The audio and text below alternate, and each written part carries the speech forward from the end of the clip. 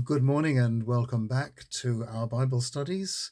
Today we've reached day 20 and we can once again find that modern science has come to our help as we discover whether the sun really did stand still. This is Joshua chapter 10, only verses 12 and 13.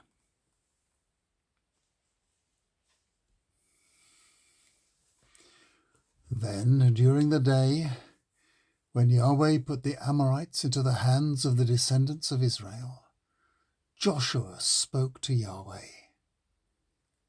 All of Israel's army could hear him saying, "Sun, stop what you are doing over Gibeon. Moon, you stop too over Aijalon Valley." The sun stopped what it was doing, and so did the moon, until the nation had avenged themselves of their enemies. Isn't this recorded in the book of Jashar? The sun stood still in the midst of the sky and made no haste to set all day. Bibles and their commentaries aren't a lot of use when reading this passage. It took until the publication of an article in the Royal Astronomical Society Journal in 2017 for it to be possible to interpret this passage correctly. Your bedside Bible will give you the impression that the sun stood still in the middle of the sky and did not go down for a whole day. I've done my best with it in my version, which I've just read to you. Something happened in the sky during Joshua's successful battle against several opposing armies. The Cambridge astronomer Colin Humphreys identified this passage as the earliest written account of an annular solar eclipse. Science knows that one took place on the 30th of October, 1207 BC. Independently of the Bible, we also know that Israelites were in Canaan at the time from a carved memorial stone called the Memphtar Stele, discovered by Flinders Petrie in Thebes in 1896, which mentions Israel for the first time outside of Scripture, and which dates from this period.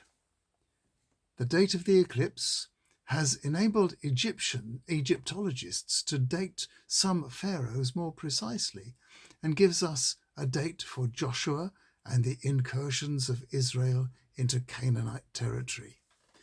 Before this discovery, a difficult piece of writing was totally unbelievable to modern humans. We have known for centuries that the sun doesn't move across the sky. It's the earth that rotates, and stopping it would mean destruction.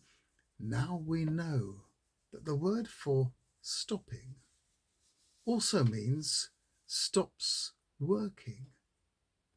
And that's what it looks like when the moon covers the face of the sun. It feels like time stands still. Eclipses are awesome.